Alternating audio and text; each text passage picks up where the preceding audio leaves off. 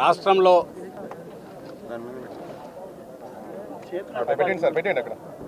ఏడాది క్రితం అధికారంలోకి వచ్చిన చంద్రబాబు నాయుడు గారి ఆధ్వర్యంలో అధికారంలోకి వచ్చిన కూటమి ప్రభుత్వం రావడానికి ముందు బరి తెగించి ఏదైతే డిక్లేర్ చేశారో మేము వస్తే రెడ్ బుక్ రాజ్యాంగం ఉంటుంది, రెడ్ బుక్ పాలన ఉంటుంది, ఏదో మాటలు చెప్తున్నారు అనుకున్నాం. కానీ దాని పర్యవసానాలు వచ్చినప్పటి నుంచి వాళ్ళు మొత్తం అన్ని వ్యవస్థలను భ్రష్టు పట్టించి, ముఖ్యంగా పోలీసు వ్యవస్థను, రెడ్ బుక్ రాజ్యాంగం అంటే ఎట్లుంటుంది, ఒక ప్రజాస్వామ్య దేశంలో ఒక రాష్ట్రంలో ఎట్లా ఇంప్లిమెంట్ చేయగలరు అనేది వరుస పెట్టి తప్పుడు కేసులు పెట్టడం ద్వారా ఆచరణలో చూపిస్తూ వచ్చారు. దానికి తాజాగా వైఎస్ఆర్ కాంగ్రెస్ పార్టీ సీనియర్ నాయకుడు మాజీ మంత్రి గోవర్ధన్ రెడ్డి గారు కూడా ఈ మధ్య గురయ్యారు.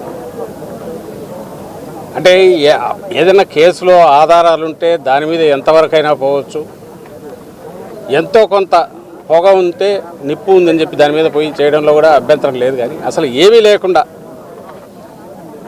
కల్పిత కథలన్నీ కలపడము, ఓ స్క్రీన్ ప్లే తయారు చేయడము, పాత్రలు సృష్టించడము, వాళ్ళ ఎల్లో మీడియాలో ఒక వారం 10 రోజులు నెల రోజులు నడపడం, ఆ తర్వాత వాళ్ళని ఎక్కడో పట్టుకొని కన్ఫెషన్ అని రాసుకోవడం, ఆ తర్వాత దానికి సంబంధించి ఏదో సెక్షన్లు పెట్టి ఎఫ్ఐఆర్ తయారు చేయడం, అది 10 ఏళ్ల క్రితందో 5 ఏళ్ల క్రితందో ఎప్పుడైనా సరే ఆ కాగితాలన్నీ పెట్టేసుకుని ఈ పత్రికల్లో వచ్చినప్పటికీ జనంలో మెదడులలోకి ఎక్కించిన విష ప్రచారంతో ఎక్కించినవన్నీ కథలన్నీ ఎక్కించి పట్టుకురావడం, జైల్లో వేయడం. అది సోషల్ మీడియాతో మొదలై నాయకులు అందరినీ తిరుక్కొని పరాకాష్ఠకి ఏదైతే భయపడుతున్నామో అది జరుగుతుంది. సామాన్య ప్రజలు కూడా దానికి పూర్తిగా ఇదే. ఒక్కసారి నీకు వ్యవస్థ దెబ్బతిన్నాక, విశృంఖలత్వం వచ్చాక, ఎవరికి జవాబుదారీతనం లేనప్పుడు ఏం జరుగుతుంది అనేది ఏడాది తర్వాత ఇప్పుడు చూస్తున్నాం.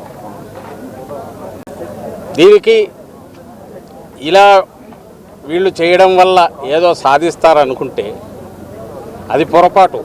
ఒక నెల రోజులో 2 నెలల్లో నాయకులను, కార్యకర్తలను, సోషల్ మీడియా యాక్టివిస్టులను ఇంకోను జైల్లో పెట్టచ్చు. కానీ బయటకు వచ్చేసరికి ఎలా తయారవుతున్నారంటే మరింత గట్టిగా తయారై వస్తున్నారు. వైఎస్ఆర్సీపీ మరింత బలపడుతోంది. భయము, బాధ ఏదంటే ఈ విశృంఖలత్వం పెరిగిన తర్వాత రాష్ట్రంలో ఓ సిస్టమ్స్కి అలవాటు పడిన వ్యవస్థ, పోలీస్ వ్యవస్థ, అది గాడి తప్పితే ఎట్లుంటుందనే ఫలితాలు మనం బీహార్లోనో ఆటవిక రాజ్యాల్లోనూ చూస్తాము. నిరంకుశత్వం ఉన్నప్పుడు ఎమర్జెన్సీ టైంలో చూసాం. ఇప్పుడు మళ్ళీ అది రుచి చూపిస్తున్నారు. మళ్ళీ వెనక్కు తెచ్చుకోవడం కష్టం. చంద్రబాబు నాయుడు గారికి అది తెలిసినట్లేదు. రెండవది, నువ్వు నాటిన విత్తనం ఈరోజు ఏదైతే రేపు దాని ఫలాలు ఎట్టుంటాయి అనేది కూడా ఆయన ఊహించట్లేదు. భయంకరంగా ఉంటాయి. ఇంత సింపుల్ అనుకోరా. కేసులు పెట్టచ్చు ఎవడి మీద అయినా, ఇద్దరు కలిసినా లేదా ఒకరిద్దరు ఫోన్లో మాట్లాడుకున్నా దాన్ని బేస్ చేసుకుని ఒకటి పట్టుకొచ్చి కాళ్ళు ఎరగొట్టి కన్ఫెషన్ రాయించుకుంటే వరుస పెట్టి 10 మందిని జైల్లో తోయచ్చు, హెరాస్ చేయొచ్చు. ఏదంటే అది స్థానిక సంస్థల ఎన్నికల్లో చూసాం, ఈ మధ్య జరిగిన ఉప ఎన్నికల్లో, నిన్నటికి నిన్న తెనాలిలో చూసాం. కేసు ఏదన్నా తప్పుడు చేస్తే కేసు పెట్టచ్చు, తప్పులేదు. రోడ్డు మీద కూర్చోబెట్టి సినిమాల్లో కదా మనం చూసి భయం వేస్తుంటుంది, ఒళ్ళు గగురుపుడు వస్తుంది. కాకి డ్రెస్ వేసుకొని బూట్కాలు కళ్ళ మీద పెట్టి లాఠీలతో బాదుతున్నారంటే మళ్ళీ లాఠీ మార్చి లాఠీ. అసలు ఎక్కడున్నాం మనం? ఇదంతా దేని ఫలితం అంటే ఏడాది క్రితం వచ్చిన వీళ్ళ రెడ్ బుక్ పాలన ఫలితం. నిన్న చూశాను, అసలు ఎక్కడున్నామో కూడా అర్థం కాలే. ఈ జిల్లాలో కావలిలో ఎక్కడో ఏదో స్టేజ్ మీద మొత్తం బట్టలు లేకుండా డ్యాన్స్ చేస్తున్నారు. అసలు దానికి ఎక్కడ ఇంతవరకు ఎప్పుడు ఇట్లా జరగల.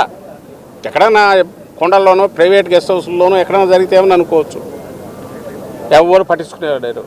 మన సొసైటీలో, సభ్య సమాజంలో ఓపెన్గా జరుగుతున్నాయి ఇవన్నీ. ఎందువల్ల ఇది సిస్టమ్ ఫెయిల్ అయిపోయింది.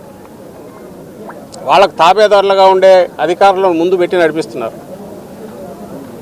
డ్రెస్సులో, కాకి డ్రెస్సులో గూండాయిజం అనేది ఒకప్పుడు అనుకునేవాళ్ళం, అది కళ్ళ ముందు ఇప్పుడు కనపడుతుంది. వాళ్ళు ఒకసారి అదుపు తప్పినాక వాళ్ళకు వాళ్ళే రాజులు అవుతారు. అప్పుడు ఏ వ్యవస్థ పనిచేయదు. చంద్రబాబు నాయుడు గారికి అది ఎక్కినట్లేదు. ఆయనకు కానీ, ఆయన కొడుకు కానీ, ఈ ప్రభుత్వానికి కానీ ఏం పర్వాలేదు. వైఎస్ఆర్సీపీ బలమైన పార్టీ మరింత బలపడుతోంది. ఈయన ఎంత నొక్కాలని చూస్తే బంతిని గోడ కొడితే ఎట్లా తిరిగి వస్తుందో అంతగా బలపడుతోంది. నేను ఇంతకుముందు అన్నట్టు మా వారి దానికంటే కూడా రాష్ట్రాన్ని ఎటు తీసుకుపోతున్నారు వీళ్ళు. తాము ఈ చెప్పిన ప్రామిస్లు ఏది చేయలేక క్వశ్చన్ చేసే వాయిస్ ఎక్కడుంటే అక్కడ దాన్ని నొక్కడానికి, మిగిలిన వాడు ఎవడు గొంతు విప్పకుండా బెదరగొట్టడానికి టెర్రర్ క్రియేట్ చేశారు. ఈ టెర్రర్ను మరింత ప్రచారం చేసి ఎంటైర్ సమాజాన్ని దాన్ని భయపెట్టి అదుపులోకి తెచ్చుకోవడానికి ప్రచార సాధనాలన్నీ ఫుల్ ఉపయోగిస్తున్నారు. ఈ సందట్లో దోపిడీ భయంకరంగా సాగిస్తున్నారు. ఇది ఇప్పుడు జరుగుతున్న 1 year తర్వాత, ఈ పాలన తర్వాత. ఈరోజు కాకాని గోవర్ధన్ రెడ్డి గారు గట్టిగా గొంతు వినిపించే నాయకుడు. ఆయన మీద గురి పెట్టినప్పుడే అనుకున్నాం, ఆయన మాట్లాడుతున్నాడు అన్నప్పుడే ఈయన మీద గురి పెడతారని. సీనియర్ నాయకులు ఎవరుంటే వాళ్ళ మీద గురి పెడుతున్నారు. తద్వారా ఏ రకంగా అయినా సరే పార్టీని బలహీనం చేయాలి, ప్రతిపక్షం అనేది లేకుండా చేయాలని చూస్తున్నారు. అది అసాధ్యం. అందులోని వైఎస్ఆర్సీపీ లాంటి పార్టీని, జగన్మోహన్ రెడ్డి గారి లాంటి నాయకుడు, అంత పట్టుదల కలిగిన పటిమ ఉన్న నాయకుడిని వాళ్ళు ఏం చేయలేరు. దానివల్ల ఏమవుతుందంటే పార్టీ మరింత బలపడుతుంది. థ్యాంక్స్ టు చంద్రబాబు నాయుడు గారు. ఎస్, 2 నెలలు అందరం పోవచ్చు. వాళ్ళు ఎవరి మీద, అందరి మీద కేసులు ఉన్నాయి, ఎప్పుడైనా పోవచ్చు. అంతకుమించి చేసుకోగలిగేది ఏం లేదు. కానీ తనకు రాజకీయంగా ఇంకా పూర్తిగా ఉనికి లేకుండా చేయాలని ప్రజలు ఇప్పటికే ఏడాది తిరగక ఉంది. ఇది కూడా ఏ చరిత్ర, అది ఎవరైనా రేపు చంద్రబాబు నాయుడు గారి డైరెక్షన్ మీద నేను ఈ పని చేశానని రేపు వస్తే చంద్రబాబు నాయుడు గారిని చేయొచ్చా? ఈ క్వశ్చన్ అందరికీ అప్లై అవుతుంది. కాకాని గోవర్ధన్ రెడ్డి మీద పెట్టిన కేసు ఏ సెక్షన్లు తర్వాత ఎట్లా సెక్షన్లు యాడ్ చేశారు తెలియదు. మళ్ళీ వచ్చాయి ఉన్నట్టుండి SC ST కేసు లేదా ఎక్స్ప్లోజివ్స్ కేసు ముందు లేదు. మైన్స్ అండ్ మినరల్స్ యాక్ట్ కింద అసలు అవన్నీ బెయిలబుల్ సెక్షన్స్ పెట్టిన, అసలు వాటికి అసలు అరెస్ట్ అనేది ఉండదు. పెనాల్టీలు వేస్తే వేయాలి తప్ప అరెస్ట్ లేవు. కాబట్టి వాళ్ళు రియలైజ్ అయినారు, ఓహో ఇది నిలబడదు అనుకున్నారు. దాని తర్వాత మళ్ళీ ఇది తెచ్చి చేర్చారు. ఇంకా ఇది ఎవడైనా తిట్టాడని పెట్టచ్చు, పెట్టేసి ఇమీడియట్ దానికి సంబంధించి కేసు తయారు చేసి పెట్టచ్చు. మేజిస్ట్రేట్ దగ్గరికి పోతే మేజిస్ట్రేట్ 14 ఒకసారి పోయినా ఇంకొక కేసు కరెక్ట్ PT 13వ రోజు వంశీ విషయంలో గమనిస్తున్నాం. 13 రోజులు కాగానే మళ్ళీ ఇంకోటి వస్తుంది, లేదా ఎక్స్టెన్షన్గా పోలీస్ కస్టడీ, అదే అయ్యేసరికి PT వారెంట్, ఇంకొక కేసు పెట్టుకుంటా పోతుండొచ్చు.